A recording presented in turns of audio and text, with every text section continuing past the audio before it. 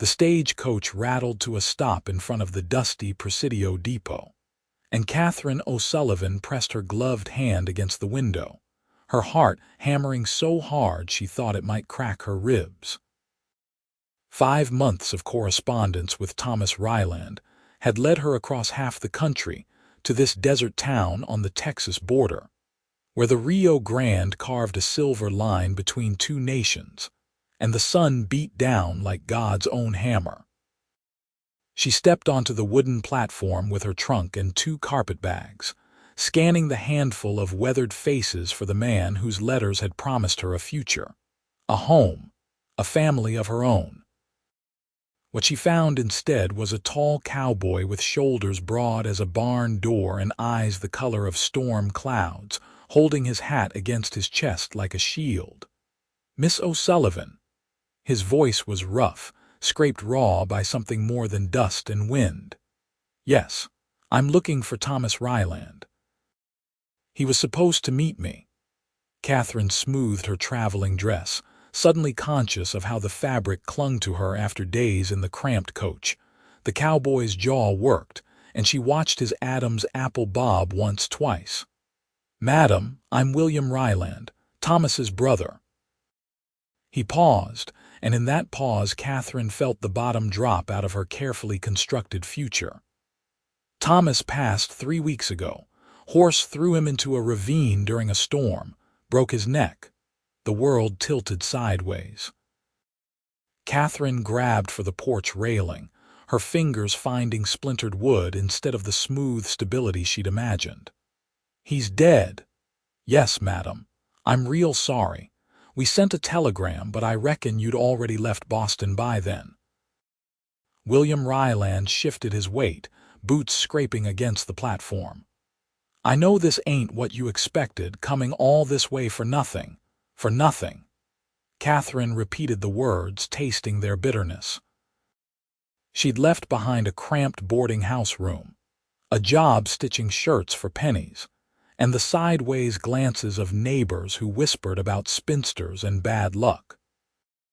At 23, she'd been considered past her prime by Boston standards, and Thomas's letters had offered her something she'd nearly stopped believing in: hope. William cleared his throat. "Thing is, Miss O'Sullivan, Thomas told me about you, about the promises he made, about the life he offered you." He met her eyes, and she saw something fierce burning there beneath the grief. "I ain't one for pretty words like my brother was, but I'm a man of honor. If you're willing, I'd like to keep those promises for him. Marry you, give you the home and family he said you'd have. It ain't charity I'm offering, and it ain't pity. It's just right." Catherine stared at this stranger who stood before her with sunset dust on his boots and calluses thick on his hands. William Ryland was nothing like the eloquent, educated man who'd written her poetry and quoted Shakespeare. This man looked like he'd been carved from the harsh Texas landscape itself, all hard angles and weathered plains. But his eyes held something honest, something steady. "You're asking me to marry you. We've only just met." "Reckon that's true. But you came here ready to marry Thomas, and you didn't know him except through letters. I'm offering you the same deal he did. A home at the Double R Ranch, protection, a partnership. I can't promise you romance or sweet talk, but I can promise you loyalty and hard work and a roof that don't leak." He paused, then added quietly, "And time. Time to figure out if we can make something real out of this arrangement." The depot master was watching them with undisguised curiosity, and Catherine felt the weight of decision pressing down on her shoulders. She could take what remained of her money and buy a ticket back to Boston, crawling home to admit defeat. Or she could take a leap into the unknown with a man whose eyes promised nothing but honesty. "All right," she heard herself say. "I'll marry you, William Ryland." His shoulders relaxed slightly, and he nodded once. "Thank you, madam, and please call me Will. Can I take your bags?" They rode to the ranch in Will's wagon, the horses' hooves kicking up plumes of dust that hung golden in the late afternoon light. The landscape around Presidio was stark and beautiful in a way that made Catherine's chest ache. Rocky hills rose in the distance, their slopes dotted with scrub brush and mesquite. The river wound through the valley like a promise of life in all this dryness. "It's June now, so the heat's only going to get worse," Will said, breaking the silence that had stretched between them for the better part of an hour. "Come July and August, you'll think the devil himself opened his front door, but the winter's mild mostly. We get a few cold snaps, but nothing like what you had back east." "How long have you lived here?" Catherine asked, genuinely curious about this man she'd just agreed to marry. "My whole life. Pa started the Double R back in 1855, right after Texas became a state. He passed when I was 19, left the ranch to Thomas and me jointly. Thomas was older by 2 years, smarter with numbers and words. I was better with the cattle and horses, so we split the work natural-like." His voice caught slightly. "He handled the business side, correspondence with buyers, keeping the books. I ran the day-to-day operations. I'm sorry for your loss." The words felt inadequate, but Catherine meant them. "Thank you. He was a good brother, even if we didn't always see eye to eye." Will guided the wagon around a deep rut in the road. "He started writing to you about 6 months back, said he'd placed an advertisement in one of those Eastern papers for a bride. Used to read me bits of your letters sometimes. You've got a sister in Philadelphia." "Yes, Margaret." "She's married to a banker. 3 children." Catherine didn't add that Margaret had made it clear there was no room for an unmarried sister in her household, that Catherine's presence was an embarrassment at social functions. "You worked in a garment factory." "A shirt manufactory, yes." 14 hours a day, 6 days a week. Catherine's fingers still ached sometimes, phantom pains from the endless stitching. "That's hard work." Will said it simply, without condescension, and Catherine felt a small knot of tension loosen in her chest. The ranch house came into view as they crested a small rise. It was a sprawling adobe structure with a covered porch that wrapped around 3 sides, windows with real glass panes, and a roof of red clay tiles that glowed like embers in the sunset. A barn stood to the east, solid and well-maintained, and Catherine could see cattle dotting the hillsides beyond, dark shapes against the golden grass. "It's beautiful," she breathed. "Thomas and I added onto it over the years. Main house has 4 bedrooms, a proper kitchen with a cast-iron stove, and a sitting room. We got a well that don't run dry even in the worst of summer, and the river's close enough to water the cattle." Will pulled the wagon to a stop in front of the porch. "I know the place could use a woman's touch, but it's sound and it's paid for." An older Mexican woman emerged from the house, wiping her hands on her apron. Her face was kind, lined with years of hard work and laughter. "Senor Will, you are back. Rosa, this is Miss Catherine O'Sullivan. She's going to be my wife."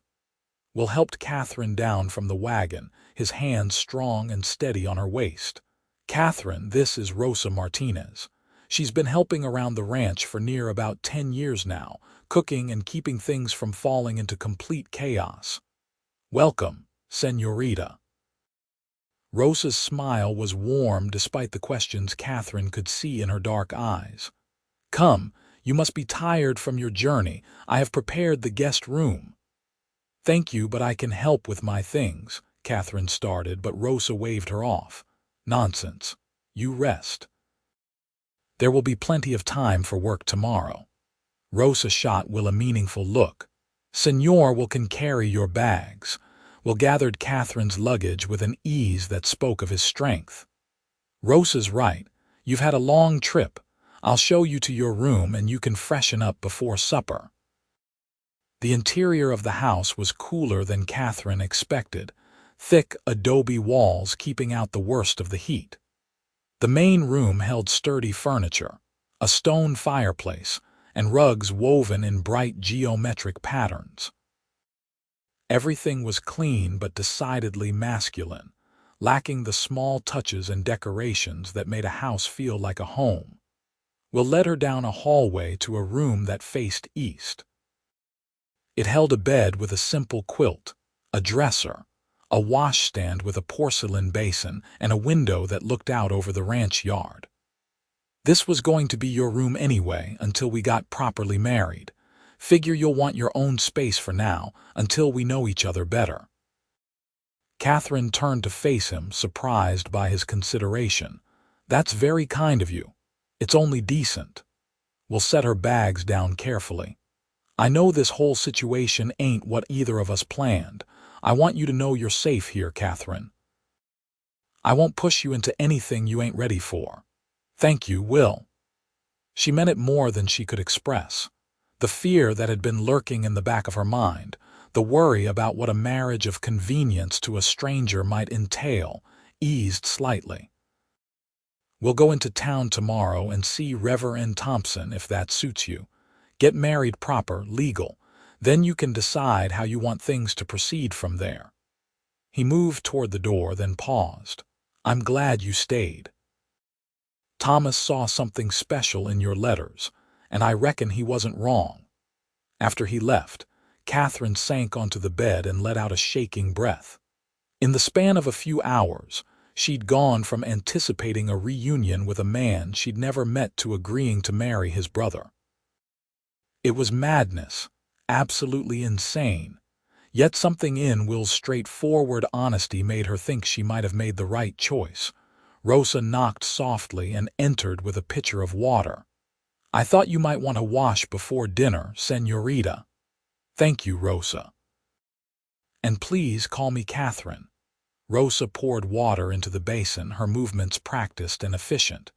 You are very brave coming all this way. Señor Thomas, he was a good man, very charming, always with the beautiful words. What about Will? Catherine asked, surprising herself with her boldness. Rosa smiled, a knowing glint in her eyes. Señor Will, he is different, not so many words, but his heart is true. He works harder than any 3 men, and he takes care of what is his. When Señor Thomas died, I have never seen a man grieve so hard.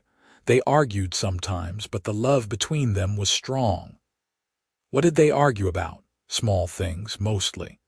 Señor Thomas liked to spend money on fancy things, books and music. Señor Will wanted to save, to invest in more cattle, more land, but they always worked it out. Rosa moved toward the door. Dinner will be ready in 1 hour. Come when you are ready. Catherine washed away the dust of travel and changed into a fresh dress, a simple blue cotton that she'd made herself. Her reflection in the small mirror above the washstand showed a woman with auburn hair slightly disheveled from the journey, green eyes that looked too large in her pale face, and a spray of freckles across her nose that no amount of lemon juice had ever faded. She wasn't beautiful by conventional standards, but Thomas's letters had assured her that beauty was more than surface deep. She could only hope Will felt the same. Dinner was served at a long wooden table in the kitchen, a more intimate setting than the formal dining room Catherine had glimpsed. Rosa had prepared a feast: beef stew rich with vegetables, fresh bread with butter, and stewed apples sweetened with cinnamon. Will had washed and changed into a clean shirt, his dark hair still damp and combed back from his face. Without the shadow of his hat, Catherine could see the resemblance to Thomas in the old photograph he'd sent her. They shared the same strong jaw, the same straight nose, but where Thomas had looked refined and scholarly in his portrait, Will's face bore the marks of outdoor labor. Laugh lines around his eyes and a small scar through his left eyebrow. Rosa outdid herself, Will said, passing Catherine the bread. She don't usually cook like this unless we have something to celebrate. I thought perhaps we do have something to celebrate, Rosa said pointedly. A new beginning, no.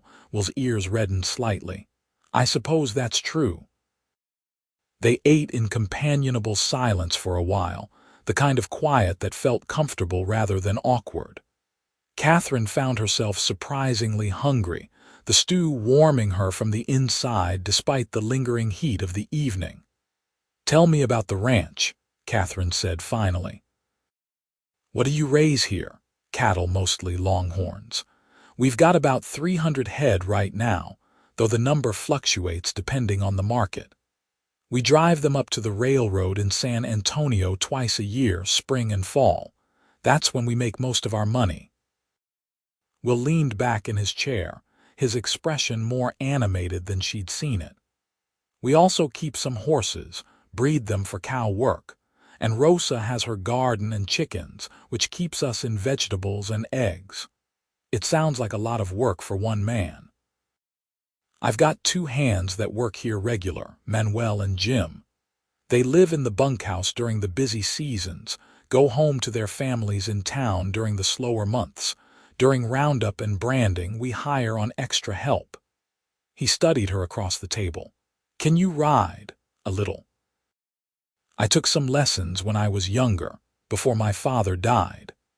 Catherine remembered those brief, happy days before illness had taken her father and left her mother to struggle alone.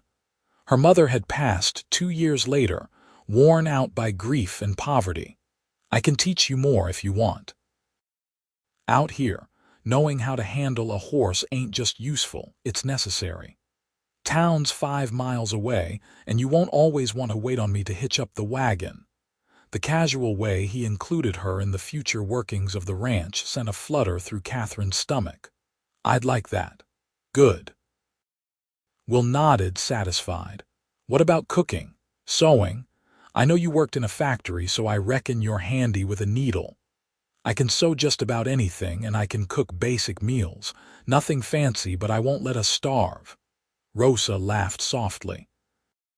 "I can teach you the foods we eat here if you like. Mexican dishes, they are different from what you know in the East, but they are good, hearty food that sticks to your ribs." "I'd appreciate that very much." After dinner, Catherine helped Rosa clean up despite the older woman's protests. She needed something to do with her hands, some way to feel useful in this new place. Will excused himself to check on the horses, giving the women space to talk. "You are nervous about tomorrow, the wedding?" Rosa asked as they washed dishes in the deep sink. "Terrified," Catherine admitted. "I know this is unusual, but even marrying Thomas would have been marrying a stranger. At least with Will, he's been honest about what he can and cannot offer. Honesty is a good foundation. Love can grow from there." Rosa handed her a plate to dry. "Señor Will, he has been alone too long. After his father died, he threw himself into the work. Señor Thomas tried to make him rest, to enjoy life, but Will, he feels responsible for everything. He needs someone to share the burden, to remind him there is more to life than cattle and fence lines." "I don't know if I'm the right person for that. You came all this way, did you not? You said yes when you could have said no. That tells me you have courage." Rosa's dark eyes were shrewd. "And courage is what you need to make a life in this country." That night, Catherine lay in her unfamiliar bed and listened to the sounds of the ranch settling around her. Somewhere in the distance, a coyote howled. Closer, she could hear the horses shifting in the barn, the creak of wood adjusting to the cooling night air. Through the open window came the scent of sage and dust and something else, something wild and untamed that was pure Texas. She thought about tomorrow, about standing before a preacher and promising to love, honor, and cherish a man she'd known for less than a day. It should have been Thomas. He'd written her poetry about the stars over Texas, about how he wanted to build a library where they could read together on long winter evenings. Will didn't seem like the type to quote poetry or care much about books. But he'd offered her honesty and partnership, and maybe that was worth more than pretty words. Sleep came eventually. deep and dreamless. Morning arrived with a cock's crow and the smell of coffee drifting through the house.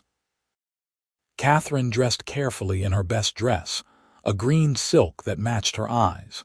It was the nicest thing she owned, saved from better days and carefully preserved.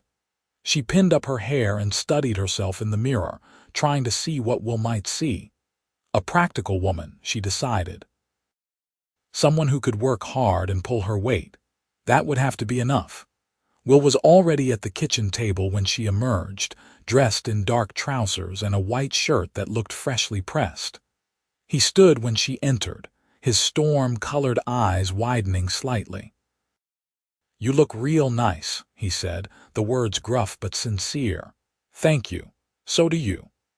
Rosa bustled around them, pressing coffee and breakfast on them even though neither seemed particularly hungry. "You must eat. A wedding on an empty stomach is bad luck." They managed to down some eggs and toast, though Catherine's stomach was doing nervous flips. Will seemed equally tense, his jaw tight as he sipped his coffee. "We should head into town," he said finally. "I talked to Reverend Thompson last week, told him we might be coming by. He'll have the papers ready." The ride into Presidio was quiet, both of them lost in their own thoughts. The town was small but bustling, a handful of streets lined with adobe buildings and wooden storefronts. Catherine noticed the mix of people, Anglo and Mexican side by side, the blend of cultures that seemed unique to this border country. They passed a general store, a saloon, a hotel, and a blacksmith before Will pulled the wagon to a stop in front of a whitewashed church. Reverend Thompson was a weathered man in his 60s with kind eyes and a firm handshake.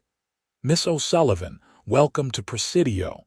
I'm only sorry it's under these circumstances." "Thank you, Reverend." Will told me about the situation. "I want you to know that marriage is a sacred bond, not to be entered into lightly." His gaze moved between them. "Are you both certain this is what you want?" "Yes," Will said firmly. Catherine took a breath. "Yes. Then let's proceed." Rosa had come along to serve as witness, along with Mr. Henderson from the general store. The ceremony was brief and simple, Reverend Thompson's voice steady as he led them through their vows. When Will repeated, "I, William Ryland, take you, Catherine O'Sullivan, to be my lawfully wedded wife," his eyes never left her face.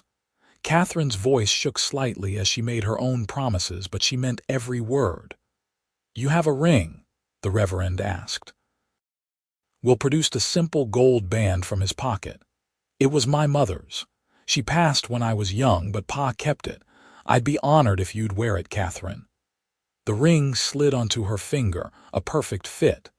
Catherine stared down at it, this symbol of promises made and futures uncertain. "I now pronounce you man and wife. Will, you may kiss your bride." Will leaned down slowly, giving Catherine time to pull away if she wanted. She didn't.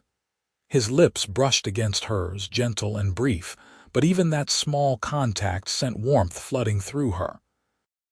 When they pulled apart, his eyes held a question she wasn't quite ready to answer.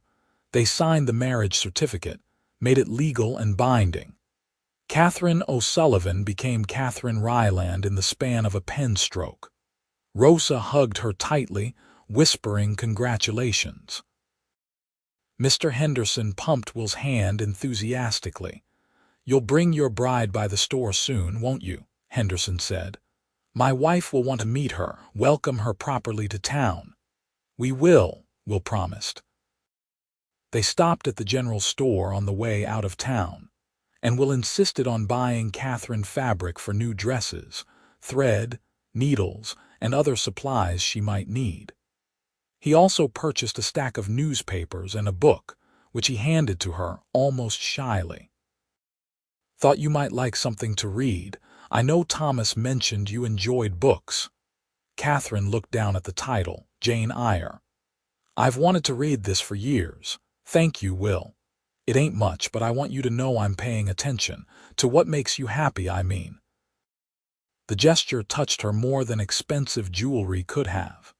This gruff cowboy was trying in his own way to make her feel welcome. Back at the ranch, Rosa had prepared a special dinner to celebrate the wedding. The afternoon stretched long and lazy, the heat driving everyone into the shade. Catherine sat on the porch with her new book while Will went to check on fence repairs with his hands. She found herself reading the same page over and over, her mind wandering to the man she'd just married. Will returned as the sun was starting its descent, dusty and tired. He washed up at the pump in the yard, and Catherine watched from the porch, admiring the play of muscles beneath his shirt as he worked.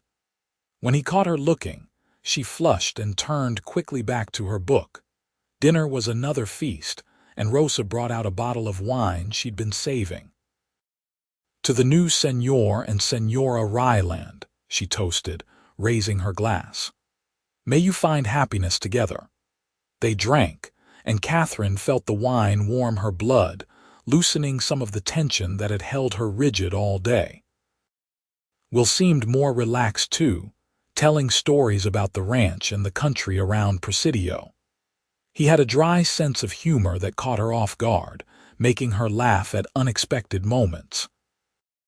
After Rosa left for her own small house near the barn, Catherine and Will found themselves alone for the first time as husband and wife. The air between them felt charged, heavy with unspoken questions. "I meant what I said yesterday," Will told her, his voice quiet. "You have your own room for as long as you want it. This marriage, it don't have to be anything more than a partnership unless you decide you want it to be." Catherine appreciated his consideration, but she also felt a pull toward this man who'd appended his life to keep a dead brother's promise. "And what do you want, Will?" He met her eyes, and she saw heat there beneath the restraint. "I want a real marriage eventually. A wife who shares my bed and my life, who I can build something with. But I want you to want that too. I won't take what ain't freely given." "I think," Catherine said slowly, "that I'd like to get to know you better, to see if we can build toward that kind of marriage." "That's fair." Will nodded, though she saw disappointment flicker across his face. "Take all the time you need." The next few weeks fell into a pattern. Catherine rose early to help Rosa with breakfast, then spent her mornings learning the rhythms of ranch life. Will taught her to ride properly on a gentle mare named Daisy, his patience endless as she struggled with her balance and grip. He showed her the boundaries of the ranch, the best watering holes, the places where cattle liked to gather. In the afternoons, when the heat was too fierce for outdoor work, Catherine sewed or read while Will handled paperwork in Thomas's old office. Evenings were her favorite time. After dinner, she and Will would sit on the porch and watch the sunset paint the hills in shades of gold and crimson. They talked about everything and nothing. Her childhood in Boston, his memories of growing up on the ranch, their opinions on politics and religion and the price of beef. She learned that he loved chocolate cake and hated raisins, that he'd once broken his arm trying to ride a bull on a dare, that his favorite time of year was spring when the wildflowers bloomed across the hillsides. She told him about the years after her father died, the grinding poverty that had forced her mother to take in washing, the way her hands had bled from the factory work until they'd toughened into calluses. She told him about Margaret's embarrassment at having a working-class sister, about the loneliness of living in a boarding house surrounded by people but utterly alone. "You ain't alone anymore," Will said one evening, reaching across the space between their chairs to take her hand. "You got me now and Rosa and this whole ranch. It's your home as much as it is mine." His hand was warm and rough, and Catherine held on tight. "Thank you for giving me this chance, Will. I know it wasn't what you planned either. Maybe it's better than what I planned." His thumb stroked across her knuckles.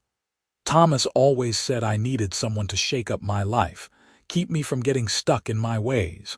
Reckon you're doing that just fine." Summer deepened, and Catherine found herself falling into the rhythm of ranch life as if she'd been born to it. She learned to cook the spicy stews Rosa favored, to make tortillas from scratch, to preserve vegetables for the coming winter.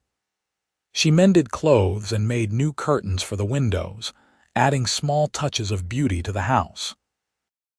Will noticed every change, thanking her for making the place feel like a real home. They attended church socials in town, and Catherine met the other ranchers' wives and the townspeople. Some were openly curious about the circumstances of her marriage, but most welcomed her warmly. Mrs. Henderson from the general store took her under her wing, introducing her around and inviting her to join the ladies' sewing circle that met every Thursday. "You've done well for yourself," Mrs. Henderson confided one afternoon over tea. "Will Ryland is one of the most respected men in the county. Honest, hardworking, and handsome to boot. Several local girls had their eyes on him." Catherine felt an unexpected surge of possessiveness. "He's been very kind to me." "Kind is good, but I see the way he looks at you, dear. That's more than kindness." Mrs. Henderson's eyes twinkled. "Give it time. These things have a way of working themselves out." One evening in late July, a dust storm rolled in just before sunset. Will rushed to secure the barn and bring the horses in while Catherine and Rosa closed all the windows and doors. The wind howled around the house, driving sand and grit against the walls with a sound like thrown pebbles. The world outside turned brown and opaque. Catherine had never experienced anything like it. The storm raged for hours, and she found herself pacing nervously, jumping at every creak and groan of the house. "It's all right," Will assured her, emerging from checking the shutters. "House has weathered worse than this. We're safe here." But when a particularly strong gust shook the entire structure, Catherine couldn't help the small cry of fear that escaped her. Will crossed to her immediately, pulling her into his arms without hesitation. "I've got you," he murmured against her hair. "Nothing's going to hurt you." Catherine buried her face against his chest, breathing in the scent of him, leather and sage and honest sweat. His heart beat steady beneath her ear, a counterpoint to the chaos outside. She felt his arms tighten around her, one hand coming up to stroke her hair. "I'm sorry," she said when the worst of her fear passed. "I'm being foolish." "You ain't foolish. You're brave. You've taken on a whole new life in a place that's nothing like what you knew." Will's voice was rough with emotion. "I'm in awe of you, Catherine. Every day, I watch you tackle things that would send most Eastern ladies running for the next train home, and you do it without complaining." She pulled back to look up at him, and what she saw in his eyes made her breath catch. Want and admiration and something deeper, something that looked an awful lot like love. "Will," she whispered. He cupped her face in his calloused hands. "I know we said we'd take our time, and I meant that. But I need you to know that somewhere along the way, this stopped being about keeping Thomas's promise. This became about you and me, about what I feel when I watch you laugh at Rosa's jokes, or concentrate on your sewing or fight with that stubborn mare. I'm falling in love with you, Catherine Ryland. Have been since you agreed to take a chance on me." Catherine's heart soared. She'd been holding back her own feelings, afraid to want too much, afraid to hope. But hearing Will say the words unlocked something inside her. "I love you too," she said, the truth of it ringing clear. "I think I started loving you when you offered to marry me, this stranger who had nothing to offer you but complications." Will's smile was like sunrise breaking over the hills. Then he was kissing her, really kissing her, not the chaste brush of lips from their wedding but something deep and claiming and full of promise. Catherine kissed him back with everything she had, her hands fisting in his shirt, pulling him closer. When they finally broke apart, both breathing hard, the storm was still raging outside, but Catherine barely noticed. Will rested his forehead against hers. "Come to bed with me. Be my wife in truth." "Yes," Catherine breathed. "Yes." He took her hand and led her to his bedroom, the master suite she'd never entered. It was larger than her room, with a big bed and windows that would look out over the eastern hills when they weren't shuttered against the storm. Will lit a lamp with trembling hands, the golden light casting shadows across his face. "I want to see you," he said simply. Catherine's hands went to the buttons of her dress, but Will stopped her. "Let me." He undressed her slowly, reverently, his rough hands gentle as they revealed her skin.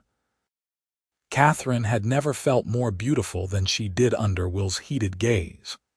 When she stood before him in only her chemise, he pulled his own shirt over his head, bearing a chest muscled from years of hard labor and marked with scars that told stories of his life.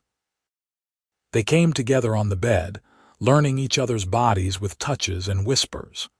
Will was patient and attentive, making sure Catherine found her pleasure before seeking his own. When they finally joined, it felt like coming home, like two pieces of a puzzle sliding into place. Afterward, they lay tangled together, the storm finally beginning to ease outside. Will traced lazy patterns on Catherine's bare shoulder.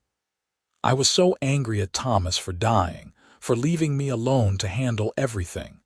But if he hadn't, I never would have met you." "Is it wrong that I'm grateful for that?" "I don't think so," Catherine said softly. "I think Thomas would be happy that something good came from his loss, that his dream of bringing me here led to this, even if it wasn't the way he planned. You're too generous." Will kissed her temple. "But I'll take it." They slept wrapped in each other's arms, and when Catherine woke to find herself in Will's bed with morning light streaming through the windows, she felt more content than she ever had in her life. The months that followed were the happiest Catherine had ever known. She and Will became true partners in every sense of the word. She learned to help with the ranch work, riding out to check on cattle, assisting with branding and roundup. Her hands grew even more calloused, her skin tanned despite her best efforts with sunbonnets. She became stronger, more confident, more certain of her place in this wild country. Their love deepened and grew, built on a foundation of mutual respect and genuine affection. Will surprised her with small gestures. Wildflowers left on her pillow, a new book ordered from San Antonio, a day off from chores to ride to a beautiful canyon he wanted to show her. Catherine showed her love in quiet ways too, mending his favorite shirt when it tore, making his preferred meals, sitting with him in comfortable silence at the end of long days. In September, they drove the cattle to San Antonio for market. It was Catherine's first cattle drive, and Will was reluctant to take her along, worried about the hardships of the trail. But she insisted, and he relented. The week-long journey was exhausting and exhilarating in equal measure. Catherine learned to manage the herd, to cook over an open fire, to sleep under the stars with nothing but a bedroll between her and the hard ground. The other ranchers and their hands treated her with respect once they saw she could pull her weight. The cattle sold well, and Will was able to invest in more breeding stock and some improvements to the ranch. On the last night before they headed home, he took Catherine to a nice hotel in San Antonio, where they had a proper bath and slept in clean sheets and ate in the dining room like civilized people. "Thank you for coming with me," Will said over dinner. "I know it was hard, but having you there made it better. Everything's better with you." "I loved it," Catherine said honestly. "Well, not the dust or the heat or sleeping on rocks, but being part of it, contributing to the ranch's success, doing it together." Back at the ranch, fall gave way to the mild Texas winter. Catherine had been feeling tired lately, and certain smells made her stomach turn. Rosa figured it out before Catherine did. "Senora, I think perhaps you are with child," the older woman said one morning when Catherine had to rush outside to be sick. Catherine's hand went to her stomach, wonder and fear mingling. "Do you really think so? How long since your monthly courses?" Catherine counted back and realized she'd missed 2 months. "Oh my God, I'm pregnant." Rosa hugged her tightly. "This is wonderful news. Senor will be so happy." Catherine wasn't sure how to tell him. That evening she found him in the barn checking on a mare about to foal. "Will, can we talk?" He looked up immediately, concern crossing his face. "What's wrong? Are you all right?" "I'm fine. Better than fine, actually." She took a deep breath. "I'm going to have a baby, our baby." Will's expression cycled through shock, disbelief, and pure joy in the span of seconds. Then he was picking her up and spinning her around, laughing like a kid.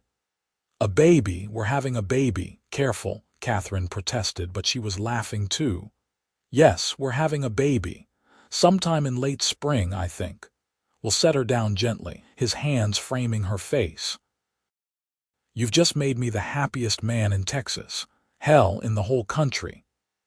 He kissed her deeply, then dropped to his knees and pressed a kiss to her still flat stomach. "Hello there, little one. I'm your pa, and I already love you more than words can say." Catherine ran her fingers through his hair, her heart so full it ached. This life, this love, this future they were building together. It was more than she'd ever dreamed possible. Will became almost comically protective as Catherine's pregnancy progressed. He didn't want her lifting anything heavy, riding horses, or working too hard. Catherine had to put her foot down when he suggested she stay in bed for the entire 9 months. "Women have been having babies since the beginning of time while still doing their regular work," she told him firmly. "I'm not fragile, Will Ryland. I'm pregnant, not dying." "I know, but you're precious to me, both of you are." His hand rested on her growing belly. "I can't help but worry. Worry all you want, but let me live my life. I promise I'll be careful and ask for help when I need it. But I can't just sit around for months. I'll go mad." They compromised. Catherine cut back on the hardest physical labor but continued to help with daily chores. Will hired a young woman from town, Maria, to assist Rosa and take on some of Catherine's heavier work. Catherine focused on preparing for the baby, sewing tiny clothes and blankets, setting up the nursery in one of the spare bedrooms. Winter passed into spring, and as the wildflowers began to bloom across the hills, Catherine grew round with child. She felt the baby move for the first time in February, a flutter like butterfly wings against her palm. Will spent hours with his hand on her belly, talking to their child, telling stories about the ranch and making promises about all the things they'd do together. "If it's a boy, we can teach him to rope and ride," Will said one evening. "If it's a girl, we can teach her the same things plus how to shoot straight and take no nonsense from anyone." "Very progressive of you," Catherine teased. "I had a strong mother, even if I barely remember her. And I've got a strong wife. Why wouldn't I want a daughter who's just as capable?" In late April, Catherine's labor began. It started with an ache in her back that grew steadily worse throughout the day. By evening, the contractions were coming regular and strong. Will sent Manuel racing into town to fetch the doctor and the midwife while Rosa helped Catherine into bed. "I'm scared," Catherine admitted to Will as another contraction gripped her. "I know, darling, but you're the bravest person I know. You can do this." He held her hand through each wave of pain, wiping her forehead with a cool cloth, whispering encouragement. The labor lasted through the night and into the next morning. Dr. Wilson arrived sometime before dawn and pronounced everything progressing normally, if slowly. Catherine had never known such pain, such exhaustion. But every time she thought she couldn't go on, she'd look at Will's face and find the strength to keep trying. Finally, as the sun climbed toward noon on April 28, 1876, Catherine bore down one last time and felt the baby slip free. A lusty cry filled the room. "It's a boy," the midwife announced, placing the squalling infant on Catherine's chest. "A healthy baby boy." Catherine looked down at her son, this tiny perfect creature she and Will had created, and burst into tears. Will was crying too, unashamed, as he touched the baby's downy head with one gentle finger. "He's beautiful," Will breathed. "You're beautiful. Thank you, Catherine. Thank you for this gift." They named him Thomas William Ryland, honoring both brothers. Little Tommy had his father's dark hair and his mother's green eyes, and he was absolutely perfect. The first few weeks were exhausting in a whole new way. Tommy needed to eat constantly, and Catherine felt like she never slept for more than an hour at a time. But Will was there for every midnight feeding, changing diapers and walking the floor with a fussy baby so Catherine could rest. Rosa helped during the day, and Maria took on even more of the household chores. "I never knew I could love anyone this much," Catherine confessed one night as she nursed Tommy. "It's terrifying. I know exactly what you mean." Will watched them with such tenderness it made Catherine's heart ache. "I look at him and think about all the things that could go wrong, all the ways the world could hurt him, and I want to wrap him up and keep him safe forever.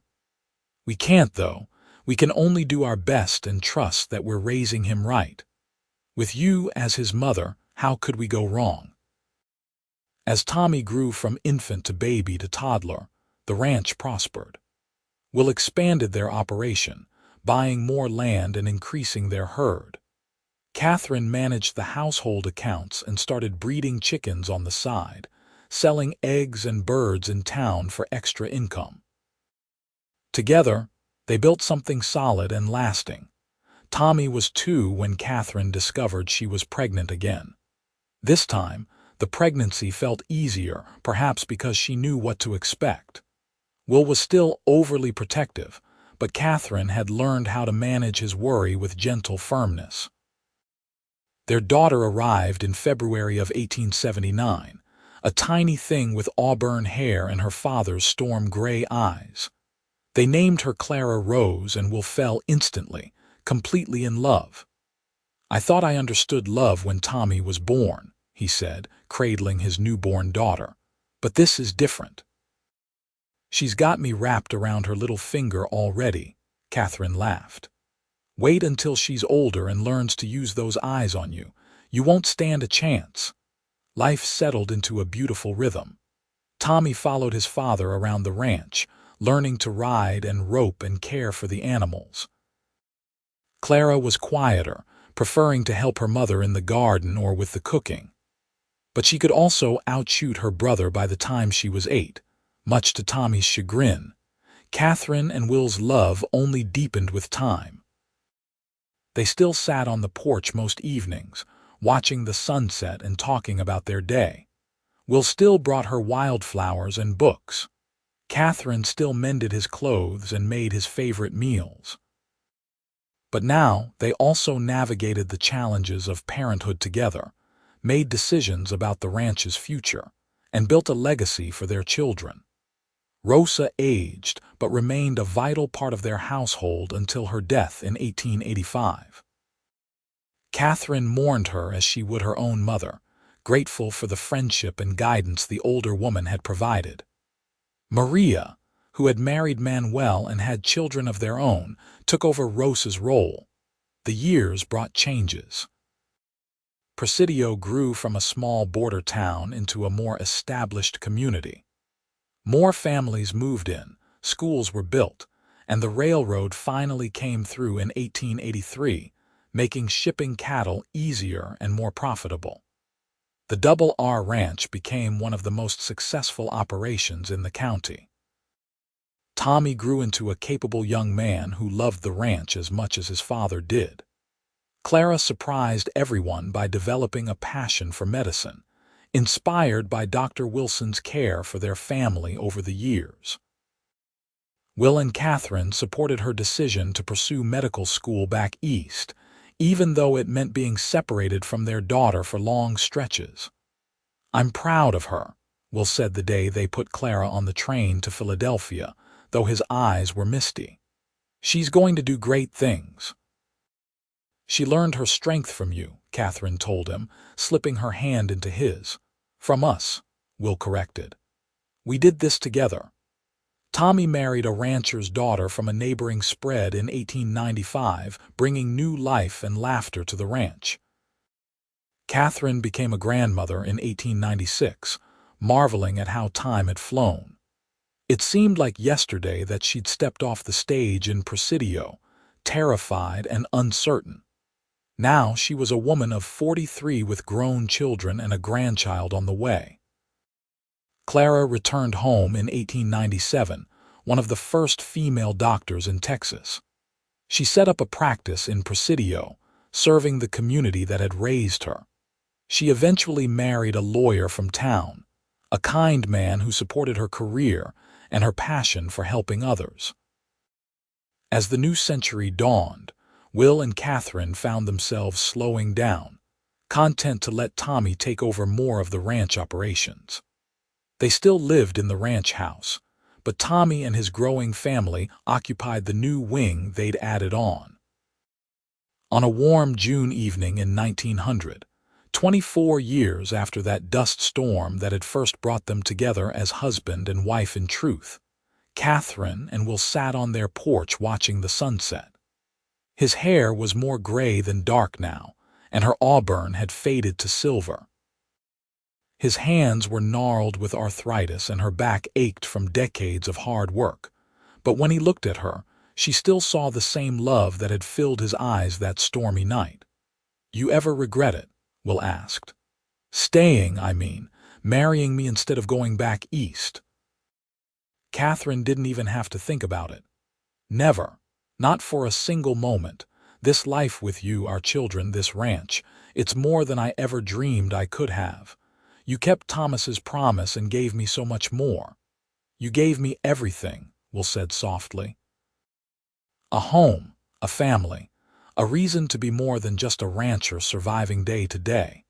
You taught me that love isn't about pretty words or grand gestures. It's about showing up every day and choosing each other over and over. We did choose each other, didn't we? Every day for 24 years. And I'd choose you every day for the next 100 if I could." Will brought her hand to his lips, kissing her knuckles like he had that first evening when he'd offered her his hand and his future.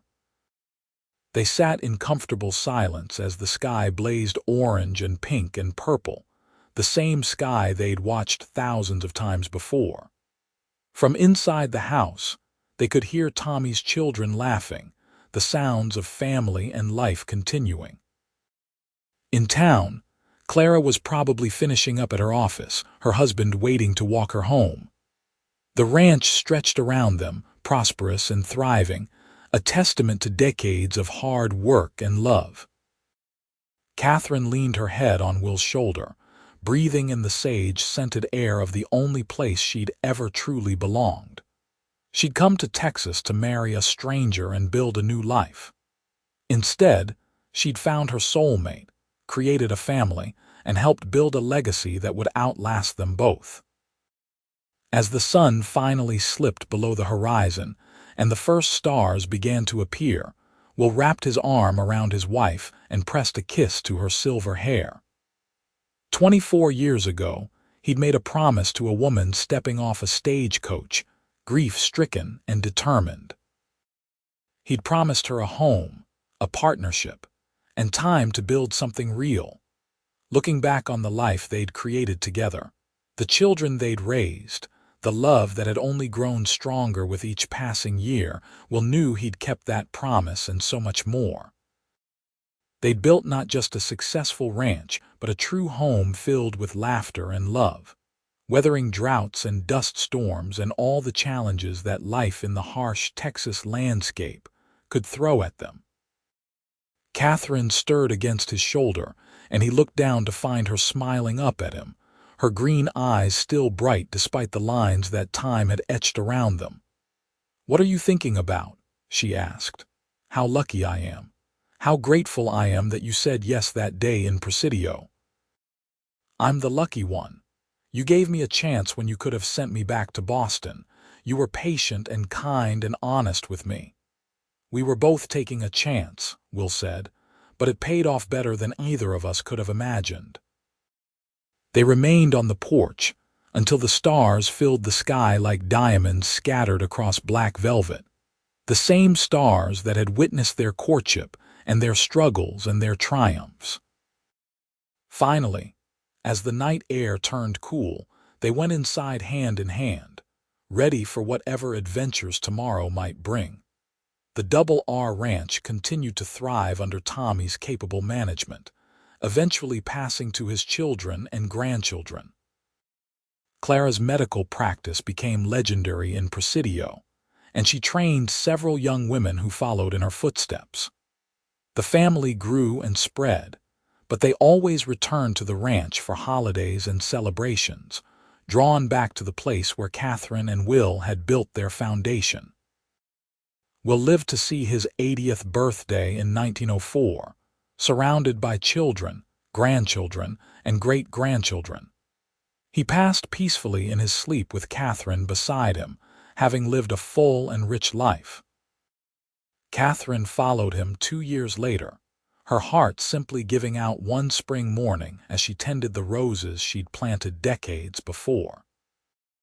They were buried side by side on a hill overlooking the ranch, their graves marked by simple headstones that read William Ryland, beloved husband and father, and Catherine Ryland, beloved wife and mother.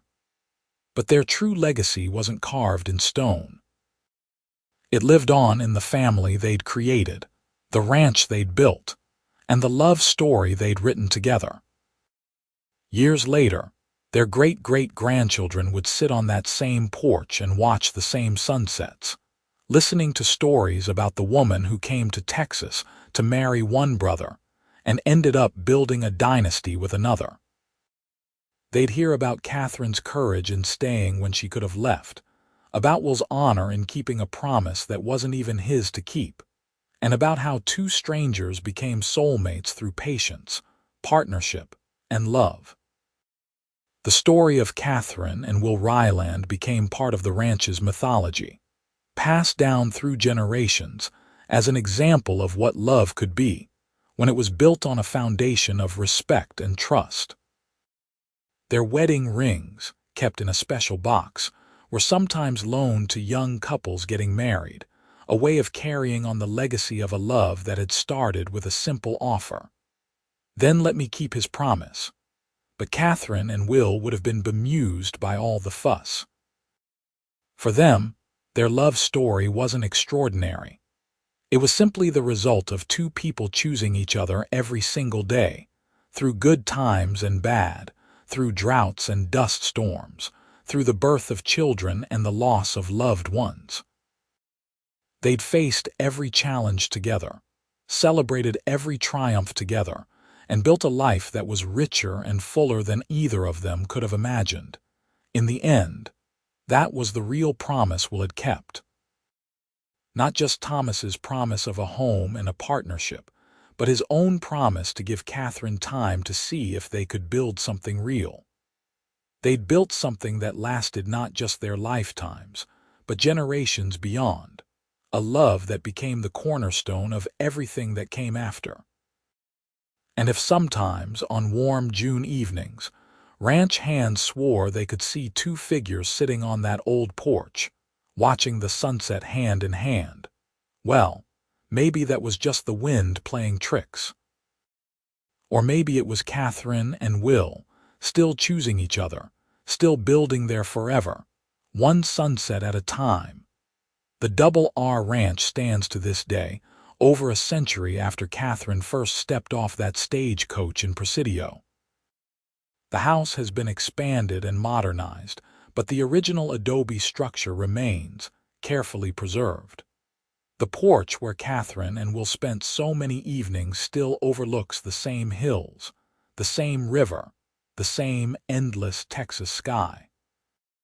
Current members of the Ryland family still work the land, still raise cattle, still honor the legacy of the couple who started it all. In the ranch office hangs a faded photograph, one of the few taken of Catherine and Will together. It shows them standing in front of the house, his arm around her waist, both of them squinting slightly in the bright Texas sun. They're not young in the photo. Lines mark their faces, gray streaks their hair.